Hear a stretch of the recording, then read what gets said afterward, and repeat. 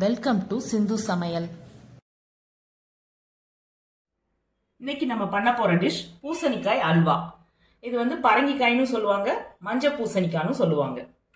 தேவையான பொருட்கள்: பால் 1 கப், சீனி 1 கப், நெய் ஒரு 2 ஸ்பூன் எடுத்து வச்சிருக்கேன். நெய் அதிகமாக தேவைப்படாது இந்த டிஷ் பண்றதுக்கு. ஏலக்காய் தூள் கொஞ்சம். 1/2 கிலோ பூசணிக்காவை நல்லா துருவி எடுத்துட்டு வந்து வச்சிருக்கேன். இதை எப்படி பண்றதுன்னு நான் உங்களுக்கு காமிக்கிறேன். ஆன் பண்ணி அந்த துருவின பரங்கிக்காயை எடுத்து கடாயில் போட்டிருக்கேன். கூட பால் சேர்த்துக்க போகிறோம். 1 கப் பால் சேர்த்துறேன். பாலில் நல்லா வேகட்டும். இது பரங்கிக்காய் சீக்கிரம் வெந்துடும். இன்னைக்கு டிப்ஸ் சொல்கிறேன். ஏலக்காவை எப்படி பவுடர் ஆக்குறதுங்கிறத காமிக்கிறேன். ஏலக்காய் வந்து சும்மா நம்ம மிக்சி ஜாரில் போட்டு பவுடர் ஆக்கணும்னா அரைப்படவே படாது.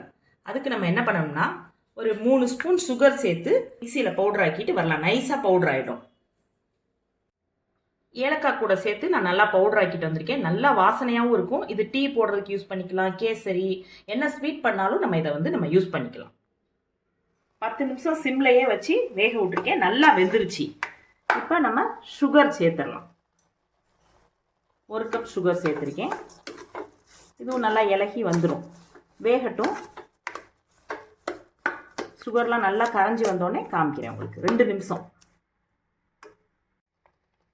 இப்போ இந்த மஞ்சள் பூசணிக்காவை பற்றி நான் சொல்லியே ஆகணும் உங்களுக்கு. இது வந்து கேரட்டில் என்ன சத்தெல்லாம் இருக்கோ அதெல்லாம் இதுலேயும் இருக்குது.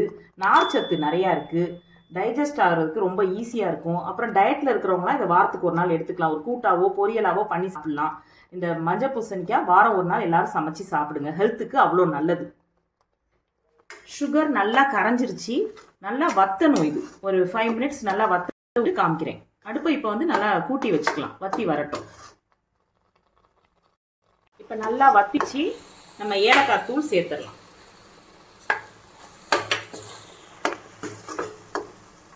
நெய் எடுத்து வச்சிருக்க நெய்யையும் நான் இதில் சேர்த்துடுறேன்.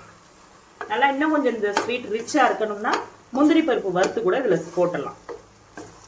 நான் ஆனால் இன்னைக்கு சேர்த்துக்கல. வெறும் நெய்யை மட்டும் ஊற்றிருக்கேன். ஊற்றி ஒரு 2 மினிட்ஸ் நல்லா கிண்டிட்டு எடுத்து வச்சிடுறேன்.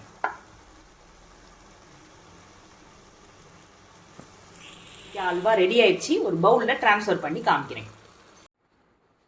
பூசணிக்காய் அல்வா ரெடி ஆயிடுச்சு.